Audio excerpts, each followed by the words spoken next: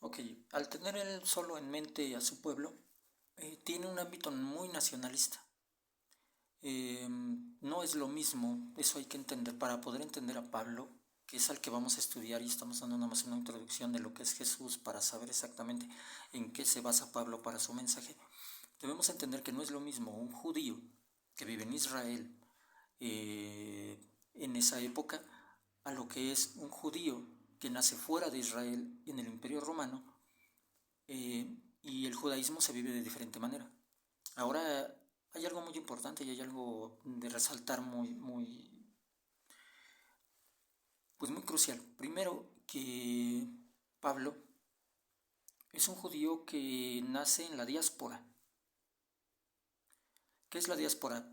Es el exilio de los judíos después de, primero, de la derrota que sufre el reino del norte a manos de Asiria, más o menos este, en esa época llega el imperio asirio y derrota al reino del norte, en donde están incluidas 10 tribus de Israel. 10 de las tribus de Israel estaban en la Confederación del Norte, se aliaron a algunas tribus del norte y fueron derrotadas por Asiria y llevadas como esclavos. Y algunos de ahí se viene la cuestión de que muchas de esas tribus están perdidas e incluso están gentilizadas y que están mezcladas con todas las naciones o con la gran mayoría de naciones de América. Pero eso es asunto de otro tema y también lo vamos a tratar de una manera muy detallada. Ok, entonces en el sur queda solamente Judá, media tribu de Leví y Benjamín. Esas dos tribus y media se alían como una sola tribu y quedan bajo la tutela de Judá. Por eso a todos se les llama judíos. ¿Sí? A esas tribus del sur se les llama Judá y se les llama judíos. Ok, bueno, estos judíos pues son llevados a Babilonia, como ya algunos de ustedes sabrán, son llevados a Babilonia cuando el imperio persa da el permiso de regresar con Zorobabel a reconstruir el templo. Pues muchos de esos judíos se quedan en Babilonia y otros emigran a otros lugares y se diseminan por todo el imperio romano. Pero aquí lo importante es ver, Pablo tiene la ciudadanía romana, o sea, es alguien que domina la Torah perfectamente al derecho y al revés, es alguien que la conoce perfectamente y que la domina, pero también es importante entender que él tiene un contexto gentil, tiene un contexto de ciudadanía romana. Aquí hay que entender que la ciudadanía romana era obtenida solamente por haber ayudado económicamente al imperio romano o por haber servido en el ejército romano. Aquí es muy interesante ver si el padre de Shaul, como realmente se llama, eh, pues él contribuyó o fue amigo del imperio y contribuyó económicamente para el imperio romano y por eso tiene la virtud de tener la ciudadanía romana. O incluso si su padre sirvió en el ejército romano. Eso también es muy digno de tomar en cuenta. ¿Sí?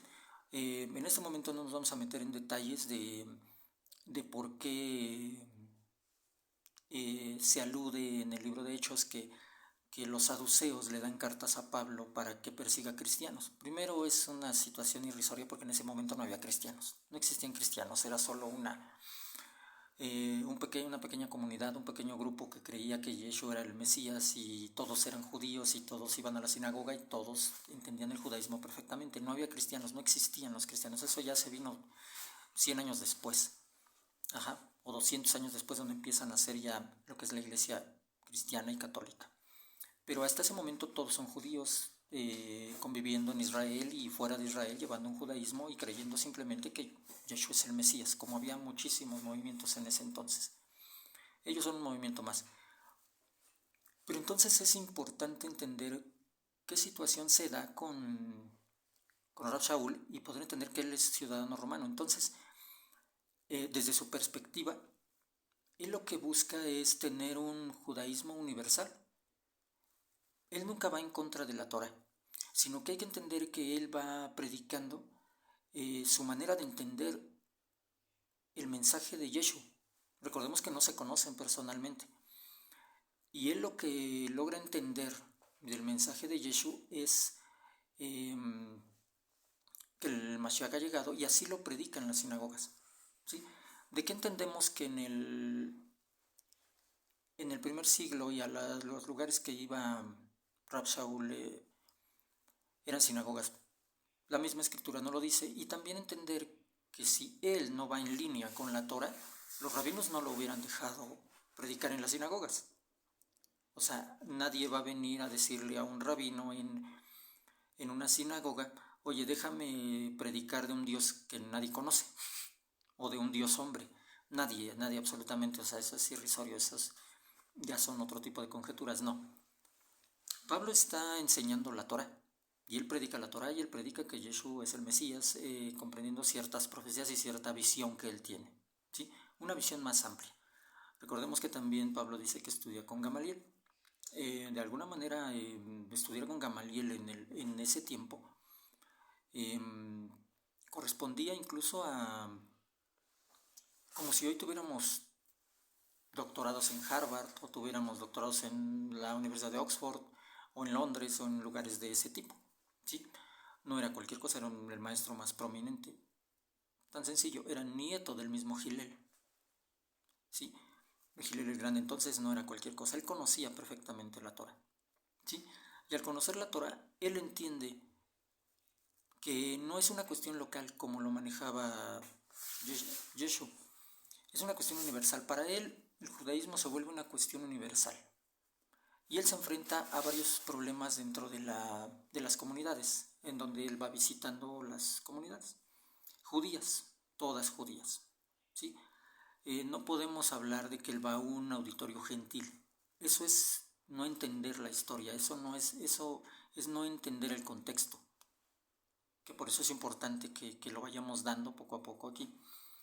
Porque bueno, en las comunidades judías de aquel entonces, sobre todo en la diáspora, fuera de las fronteras de Israel, en las sinagogas había tres divisiones: los que son judíos sanguíneos, o los que son judíos genealógicos, que estaban en la primera fila. Después estaban los gentiles conversos, que ya habían hecho la circuncisión o que se habían casado con alguna hija de algún judío genealógico y pasaban a formar parte del pueblo de Israel con una conversión completa, ¿sí? Y había en la tercera fila los temerosos de Dios. Esos a los que les llaman muchas veces en la escritura los temerosos de Dios. ¿Quiénes son estos? Pues son gentiles que les agrada el judaísmo, que les agrada el Dios de Israel, pero que no han llegado a la circuncisión. Y el problema de Pablo es el problema de Pablo no es si Yeshua es el Mesías, el problema de Pablo con los judíos no es si creen o no que Yeshua es el Mesías, ese no es el problema. El problema que Pablo tiene con estas personas, con estos judíos, es la circuncisión, ¿sí? Y él se apega a una situación que de hecho hoy en día también se maneja. Si hoy tú vas y le preguntas a un rabino: oye, ¿qué tiene que hacer un gentil para poder adorar al Dios de Israel? Te dice: nada, tiene que seguir las 7 leyes de Noé. No te piden la circuncisión, no piden la circuncisión, incluso hasta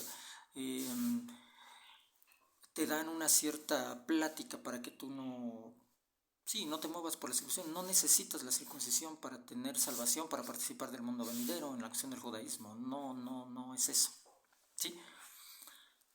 Y entonces Pablo se enfrenta a este punto.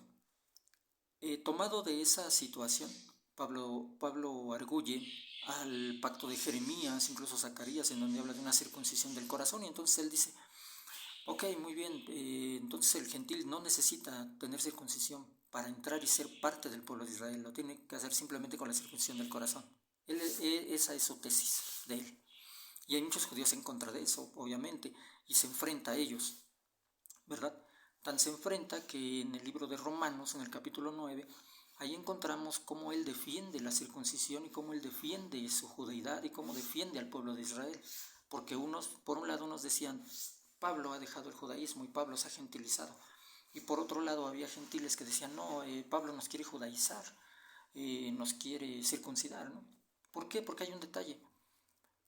Donde Pablo se encuentra a un judío, hijo de madre judía pero de padre gentil, en donde ya se habían mezclado todos con esta situación que les digo en las sinagogas, donde había estos tres grupos, obviamente ya había una situación revuelta ahí entre padres gentiles y madres judías, pero aquel que es de madre judía, él se apega a la ley, él se apega a los estatutos que ha dejado la escuela de Hillel y la escuela de Shammai, que desde Zorobabel y el regreso a Babilonia, que aquel que sea hijo de madre judía es judío automáticamente y tiene que pasar por la circuncisión, porque el pacto no se ha dejado.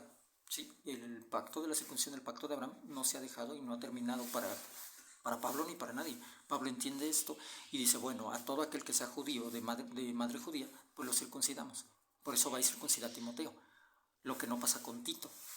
A Tito no lo circuncida porque Tito es de padre judío, pero de madre gentil.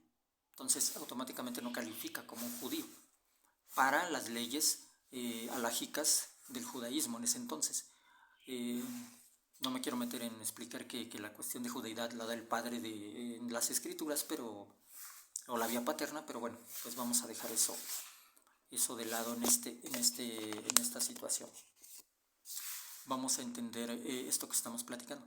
Bueno, se enfrenta a esta situación, incluso después en el primer concilio que hay en Jerusalén, alrededor del año 50 y tantos, él tiene este problema con Jacobo, el hermano de Yeshua. Tiene este problema porque algunos judíos de la comunidad que hay de discípulos de Yeshua, hay un favoritismo hacia que los gentiles tendrían que circuncidarse para poder pertenecer. Había ese dilema. Entonces llega Pablo, platica con ellos y se dan cuenta de una cosa.